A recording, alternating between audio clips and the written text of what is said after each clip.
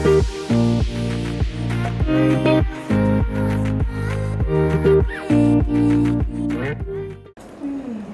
kasih banyak, indah sekali ceritanya. Sekarang boleh ke Mbak Nana menceritakan. Wah, terima kasih Linda.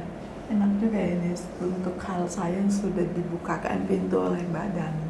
Terima kasih Mbak Dani. Tadi cerita tentang bulan ya.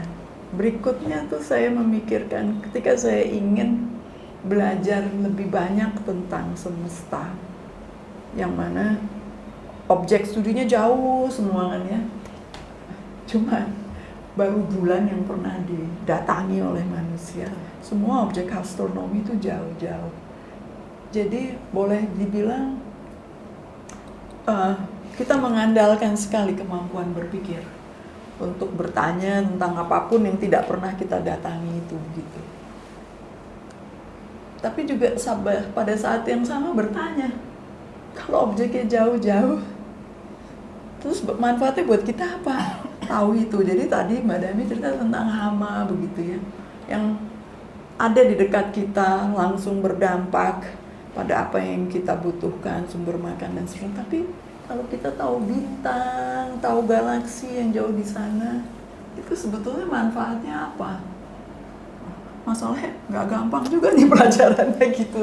Kalau ternyata nggak semua masyarakat umum merasakan manfaatnya, lalu dorongan, dukungan untuk ke sana juga mungkin menjadi tidak jelas ya. Kita biasanya mendapatkan dukungan apabila keperluannya, kebutuhannya itu jelas. Jadi sepanjang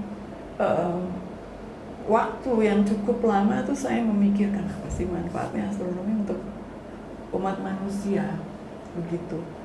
Ya ternyata yang paling utama adalah manfaat di dalam memikirkan hubungan sebab akibat.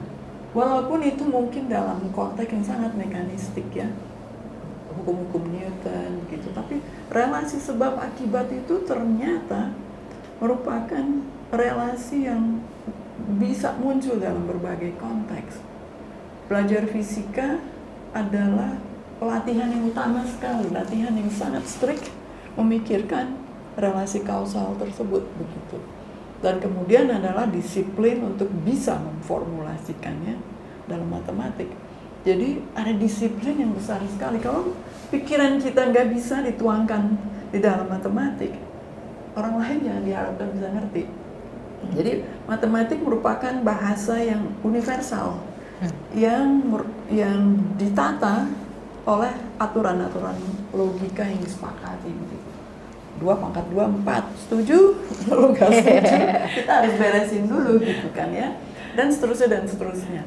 Nah, jadi dengan itu, saya pikir sains ini menjadi modal manusia bersama, modal universal yang mungkin sulit untuk punya yang lain. Bahasa, budaya, dan lain itu kan masing-masing punya sendiri-sendiri ya, jadi bisa saling berbeda dan sulit untuk bercakap-cakap. Tetapi ketika ada sesuatu yang bisa kita jadikan modal bersama, manusia tuh jadi bisa maju bareng dan nggak lagi ada yang ketinggalan karena saya nggak ngerti bahasanya gitu. Karena kita gunakan bahasa yang sama, gunakan logika yang sama. Jadi dalam belajar astronomi selalu terbuka pada saya bahwa sains adalah modal bersama yang semua orang mesti paham. Nah, baru dari situ saya bergerak ke pendidikan. Bagaimana sains bisa menjadi sesuatu yang dikonsumsi oleh banyak orang, banyak berbagai level. Mungkin begitu awalnya. Terima kasih Mbak Nana.